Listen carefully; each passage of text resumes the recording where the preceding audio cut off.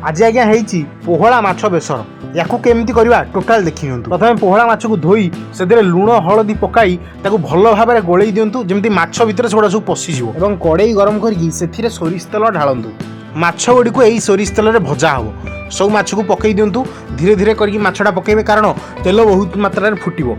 तेणु एमती नाली पड़िया पर्यंत ताकू भाजिबे भल भाव में भाजिबे जमी माछटा पूरा कड़क रहिबो आ कड़क रहिले ही मजा लगे माछ खाइबा। तो देखिपे कौ भाव में माछटा भजा सरीला यही भाव में माछ भाजतु और मुंड को भल भाव में भाजिबे देह को पूरा भल भाव में भाजिबे कारण तरकारी हो जाउची जोटा कि होची बेसर तरकारी। देखिपे माछ केमती भजा होईची तापर किछि सोरिष तेल रे बिलाती पकातु और बिलाती को भल भाव में कसतु।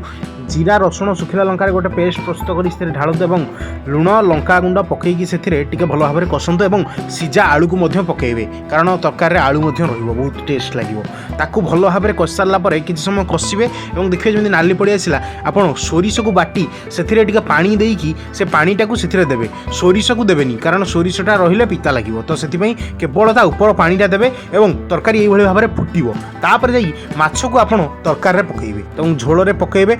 झोल जदि अधिक रखा चाहते हैं अधिक समय टी झोल रखिए आपड़ जी मात्रा माछ नहीं से हिसाब से झोल करेंगे और लुण लंका गुंड पकेबे और चैनल को निश्चय सब्सक्राइब करूँ कारण बढ़िया बढ़िया रेसिपी यही चैनल आसूची और वीडियो को लाइक करेंगे सबुआडे शेयर करेंगे जो मैंने आपंकर सांग मैंने माछ खाऊँ। तो प्रस्तुत होगा पोहला माछ बेसर आपण मानू केमी लगा निश्चय आमको कमेंट कर जणाइबे। धन्यवाद। देखा गोटे वीडियो।